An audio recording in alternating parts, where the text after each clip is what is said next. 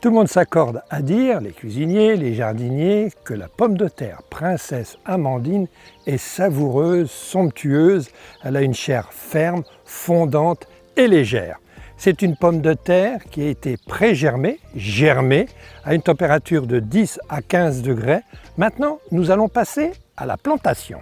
Princesse Amandine est une pomme de terre précoce, voire très précoce si vous la plantez au mois de mars à la Saint-Joseph. Vous récolterez les premiers tubercules en primeur, s'il vous plaît, à partir de la fin mai, début juin. En avril-mai, c'est la bonne période de la plantation en pleine terre.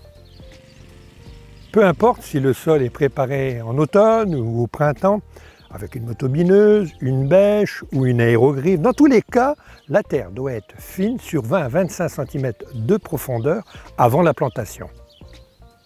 Commencez par tracer un sillon de 10 à 15 cm de profondeur et épandre du compost au fond. À défaut, un engrais organique spécial pomme de terre convient très bien.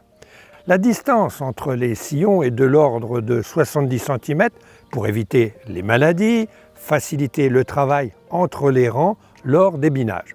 Maintenant que nos sillons sont tracés, on va pouvoir passer à la plantation des pommes de terre. Donc j'avais dit 70 cm entre les rangs et maintenant les pommes de terre, nous allons les mettre tous les 40 cm, le germe disposé dans la partie haute de la pomme de terre.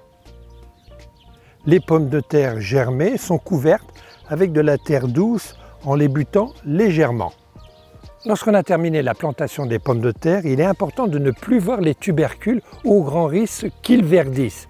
Une pomme de terre verte se développe très mal. Dans une prochaine vidéo, je vous expliquerai comment soigner les pommes de terre, lutter contre les maladies et les parasites.